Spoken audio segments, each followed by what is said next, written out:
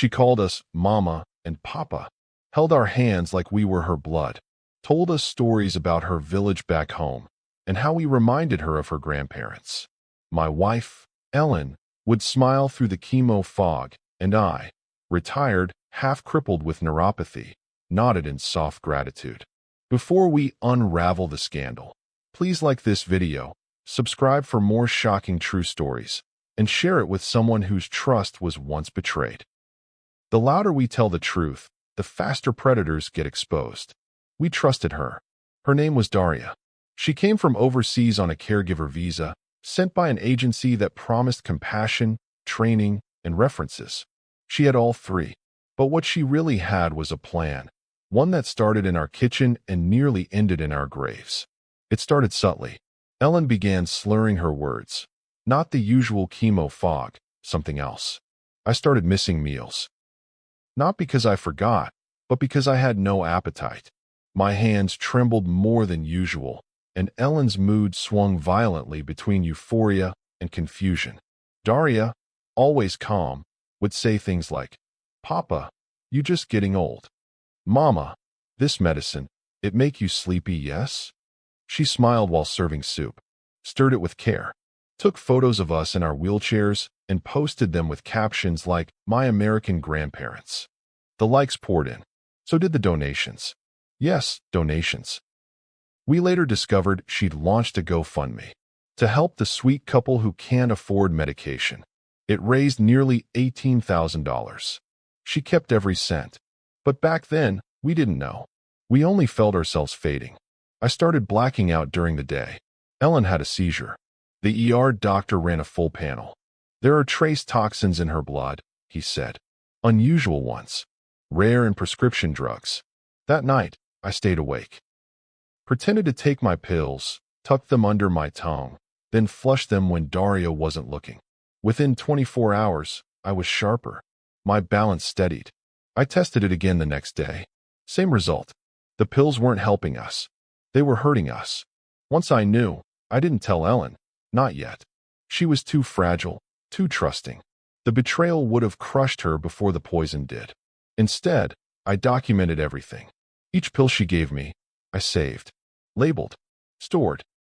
Every dish she served, I scraped into sealed bags when she wasn't looking.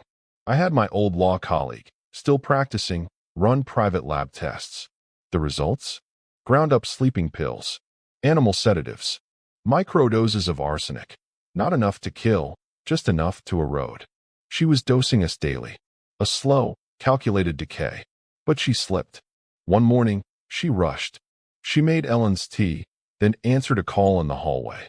I watched her cup, my cup, get accidentally swapped with hers. Ellen hadn't come downstairs yet, and so I waited. 10 minutes after sipping what she thought was mine, Daria collapsed. Not unconscious, just groggy, incoherent, slurring, sweating. I called the ambulance. Then I called the police. She was in the ER when the tests came back. Same toxins, same pattern. When detectives asked where the medications came from, I handed them my folders. Dates, doses, even video stills from a hidden camera I installed in the spice cabinet. It wasn't enough for her to go to jail. I wanted her to go viral. And she did. Her mugshot hit the news. The headline read, "Immigrant caregiver accused of poisoning elderly couple while raising funds in their name." The GoFundMe was shut down. Donations refunded. Comments exploded. Every photo she'd ever posted of us became part of the evidence. Her visa was revoked. Her trial began. If this story has you shouting, "Finally!"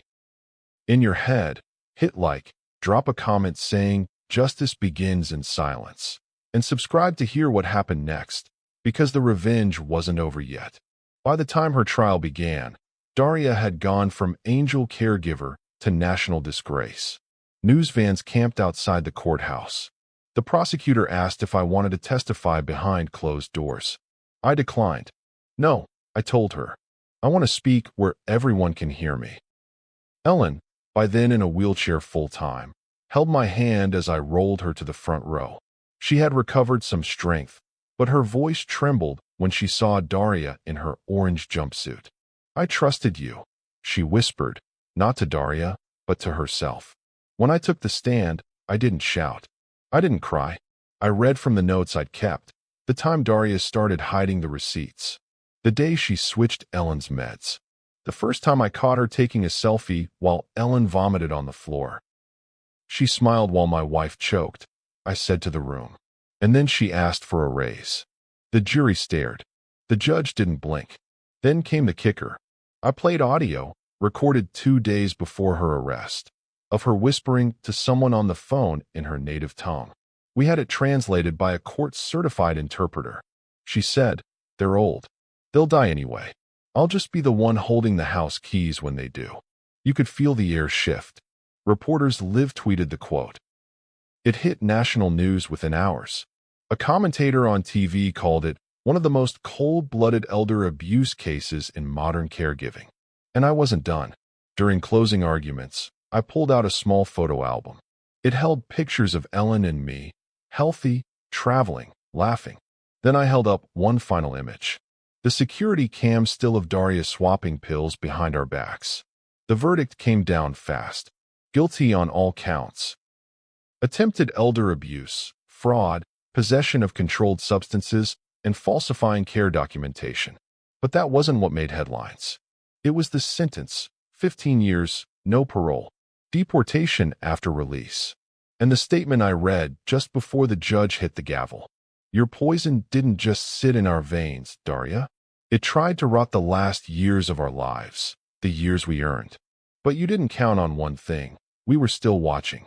Her face twisted, not in fear, but disbelief.